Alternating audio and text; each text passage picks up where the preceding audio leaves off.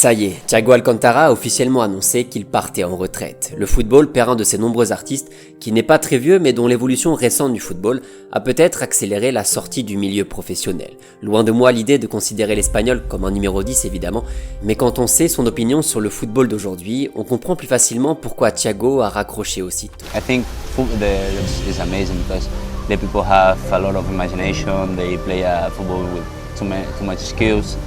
And it's a happy game, you know, it's different. Selon lui, le football a un rythme différent, une cadence plus accélérée, plus physique. Il y a moins de magie, il y a moins de fantaisie. Plus besoin de dribbler, le footballeur doit courir, faire plus de choses et les faire encore plus vite qu'avant. Voilà pour l'analyse de l'Espagnol sur un football qu'il connaît si bien. Analyse conclue par cette phrase plus qu'évocatrice, la figure du numéro 10 dans le football a presque disparu. Thiago n'est pas le premier à dire ça évidemment, le phénomène n'est pas nouveau, mais est-ce une réalité aussi ancrée qu'elle en a l'air? Zidane, Riquelme, Zico, Platini, Maradona, Ozil ont-ils encore des petits frères? Le numéro 10 a-t-il totalement disparu? C'est la question qu'on va se poser aujourd'hui.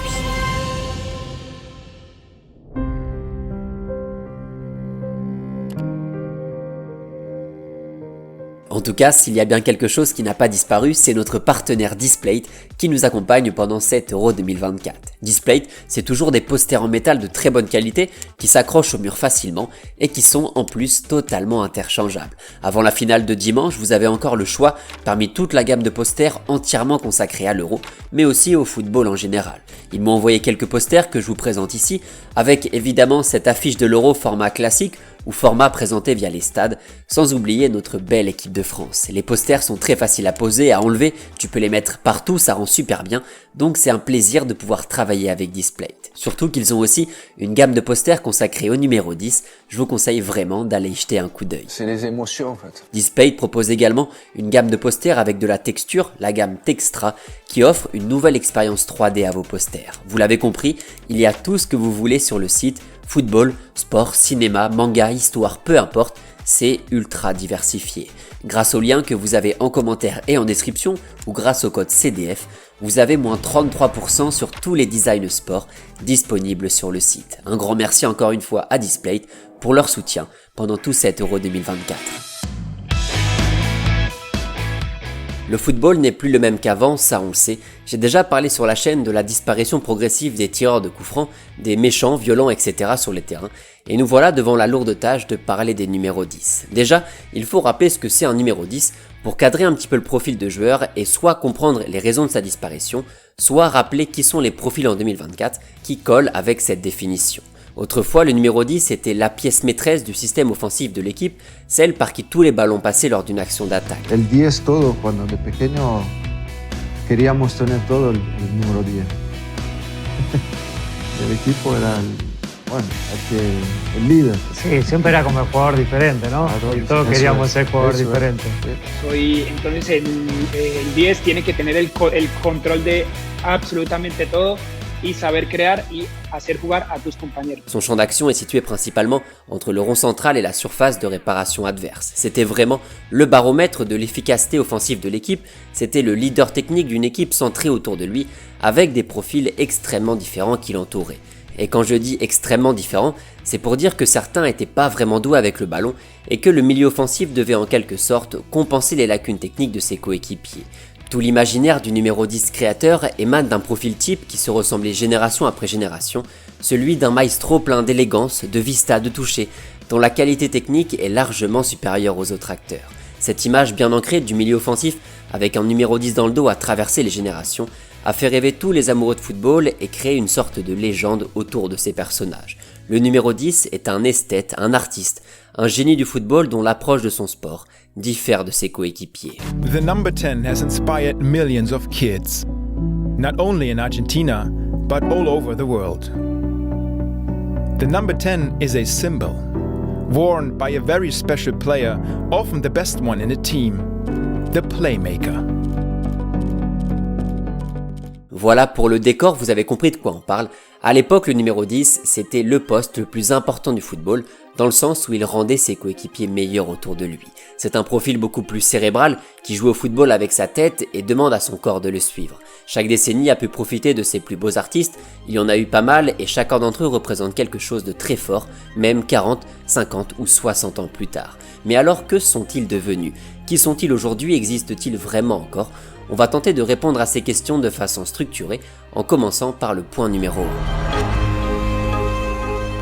Déjà, l'hypothèse la plus évidente est celle de l'homogénéisation des footballeurs. On le disait juste avant, à l'époque le numéro 10 devait coordonner son équipe, jouer le rôle de chef d'orchestre, car il était entouré de profils qui n'avaient absolument rien à voir. Chaque profil avait une spécialité clairement établie, une zone d'activité sur le terrain, et en gros, si on doit résumer, tout le monde ne participait pas à l'effort offensif et vice-versa pour l'effort défensif. Mais avec le temps, ces profils ont peu à peu dépassé leur fonction initiale pour devenir plus que ça, pour apporter quelque chose de supplémentaire par rapport à ce que leur poste historiquement amène comme responsabilité.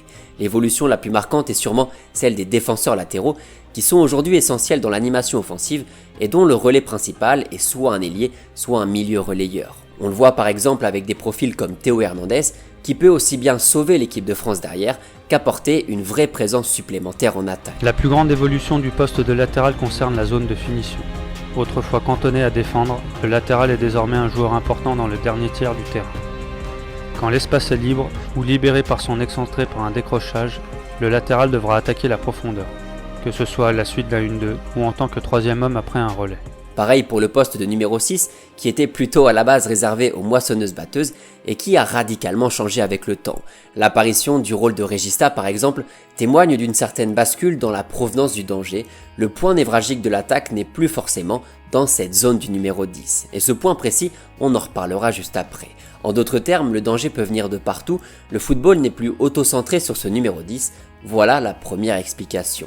C'est aussi ce que dit Corentin Martins, ancien numéro 10 génial de la JOCR et passé par l'équipe de France. Selon lui, le niveau des équipes est plus homogène techniquement, le football ne repose plus sur un joueur capable de faire un dribble ou de faire la bonne passe. Les défenseurs ou les latéraux par exemple, ce sont des joueurs qui ont plus de qualité technique aujourd'hui, capables de dribbler et d'apporter offensivement. Voilà comment j'explique la disparition des numéros 10. Cet aspect-là est super intéressant car c'est le dénominateur commun de toute cette série de vidéos. Les footballeurs vont plus vite, font plus de choses, mais aussi se ressemblent de plus en plus. L'autre aspect important de la vidéo, c'est la question de l'espace et du temps. Le numéro 10 en avait, aujourd'hui il n'en a plus, et il y a plusieurs explications. Avec un football de plus en plus physique et l'idée d'un pressing qui doit tuer l'espace, le numéro 10 s'est retrouvé un petit peu pris au piège au milieu de tout ça. De plus en plus, les entraîneurs veulent récupérer le ballon le plus haut possible. Tous les joueurs sont concernés par ce pressing quasi systémique, c'est devenu la norme dans le football. Pour certains comme Jürgen Klopp, ce pressing hyper agressif très haut sur le terrain a permis tout simplement de remplacer le numéro 10. Gegenpressing is the best playmaker. Yeah. What do you mean by that?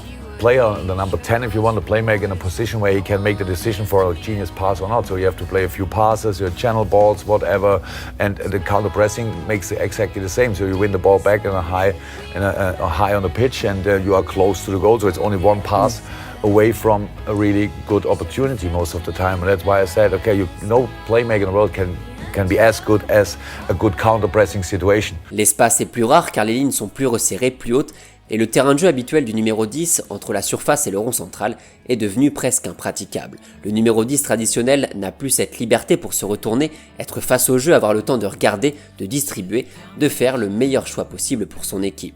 C'est pour cette raison notamment qu'on a vu des profils comme Andrea Pirlo ou Toni Kroos redescendre plus bas sur le terrain. Ces deux-là avaient le potentiel pour être des sacrés numéro 10 à l'ancienne, contrôle du tempo, vision du jeu, toucher de balle, etc.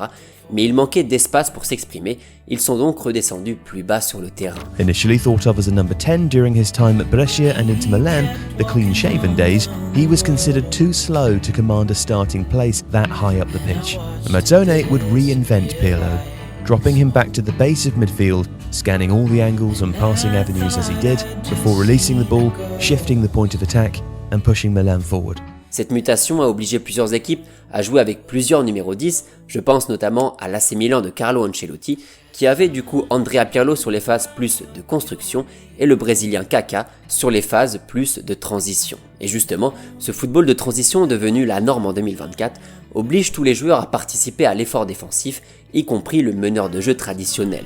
L'espace diminue, l'espace est ailleurs, le football est plus rapide, tout le monde est concerné par cet effort défensif et les systèmes de jeu préférés des entraîneurs ne sont plus les mêmes qu'avant. Le Barça, le Real, Liverpool, tous les vainqueurs de Ligue des Champions ces dernières années étaient plutôt alignés en 4-3-3 sans vrai numéro 10 traditionnel. Loin des 3-5-2 ou des 4-4 de losange qui ont fait la loi dans les époques précédentes, construits autour de milieux offensifs géniaux. Le football s'est tourné vers des systèmes beaucoup plus latéraux. Si on regarde les finales de Ligue des Champions, on doit remonter à la finale 2011-2012 pour voir deux équipes s'affronter avec des systèmes construits autour d'un meneur de jeu central. Le Bayern de Thomas Müller contre le Chelsea de Juan Mata, de superbes créateurs qui avaient toutes les qualités d'un milieu offensif, notamment dans l'organisation, le sens tactique, la compréhension de l'espace, etc. I try to explain that my qualities to get in the right space to the right time maybe is the space interpreter, but my handling skills with the ball are very good as well, but of course my quality with my runs with the right timing in the box is of course one of my big qualities. C'est pour cette raison qu'il y a quelques années, un terme est apparu, celui de numéro 10 à l'ancienne. Ces milieux offensifs créateurs, plus lents, plus limités, pas vraiment finisseurs mais pas vraiment box-to-box, dont l'usage est centré uniquement sur la création offensive. Il y en a eu plein des comme ça, les premiers avant la fin, ce que les hispanophones appelaient sobrement El Último Diez. Pensez évidemment à Juan Román Riquelme, petite compilation, juste pour le plaisir.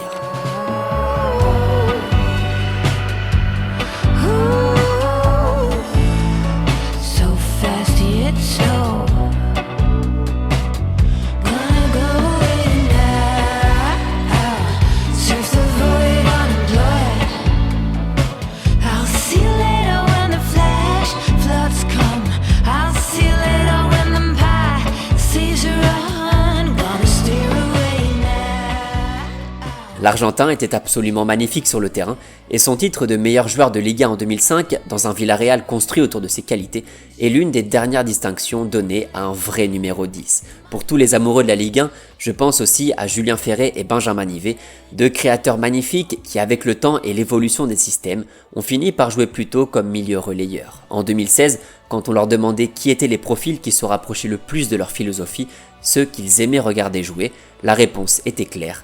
Mesut Özil et Javier Pastore. On voit un jeune milieu de terrain déjà qui sait faire des différences, qui est intéressant, notamment sur ce fameux rôle de numéro 10, de plus en plus en voie de disparition. On a pu voir la quintessence du très bon joueur qu'était Julien Ferré, c'était dans l'axe avec ce fameux numéro 10 et même 8 quand il évoluait au Stade Rennais. Mais du coup, pour répondre à la question, est-ce qu'il y a des profils ces 5-10 dernières années qui se sont rapprochés d'un numéro 10 à l'ancienne? D'abord, il y a ceux qui l'ont été, je pense évidemment à Mesut Özil, peut-être le dernier grand numéro 10, dont le profil technique, créatif, etc. coche toutes les cases du magnifique meneur de jeu, axé uniquement sur la création offensive. Mesut au Real, Özil à Arsenal, les deux avaient du ballon à l'ancienne, à l'instar d'un autre gunner, Martin Odegaard, qui se rapproche véritablement du profil physique du milieu offensif allemand.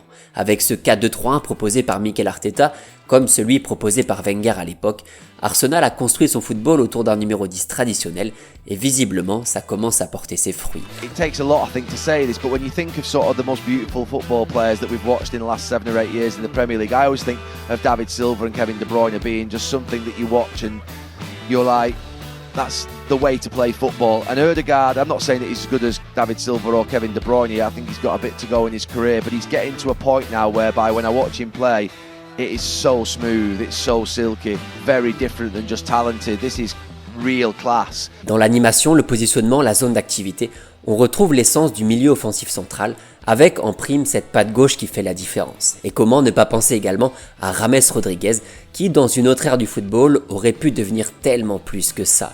Tellement plus qu'un milieu trimballé du Qatar à la Grèce, alors qu'il avait à peine 30 ans. Le Colombien est un diamant brut, on l'a vu au Mondial 2014, on le voit encore lors de la Copa América en ce moment, qui a toutes les qualités d'un magnifique numéro 10 dans le toucher, la lecture, la classe, etc.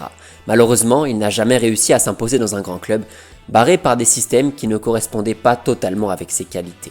D'ailleurs, sa dernière grande saison en club remonte à 2017 au Bayern, quand il jouait comme milieu relayeur droit, un numéro 8, presque forcé. Yo soy alguien que me gusta crear, pero también hacer goles, porque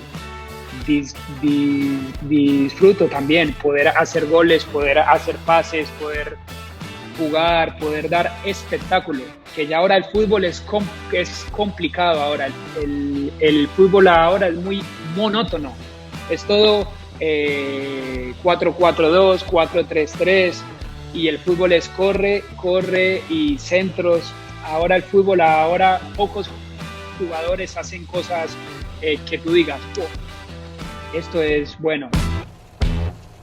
Voilà pour ceux qui ont été de vrais meneurs de jeu traditionnels, sans oublier le cas Kevin De Bruyne, l'un des meilleurs joueurs du monde depuis quelques années, qui sait peut-être faire un peu plus de choses. Dans le système en constante mutation de Guardiola, KDB a joué milieu relayeur, numéro 10 sur le côté, en double numéro 10 aussi.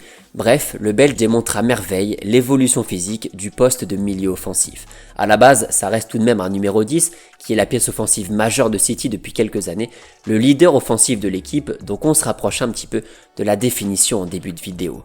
Il y a ceux qui auraient pu devenir aussi de grands numéros 10, mais dont la polyvalence sur le terrain ont fait d'eux des joueurs beaucoup plus complets. Je pense notamment à Luka Modric, Deco, Wesley Sneijder et toute la clique d'Espagnols qui avaient du ballon plein les pieds, Iniesta, Thiago, Cazorla, David Silva, Cesc Fabregas, etc.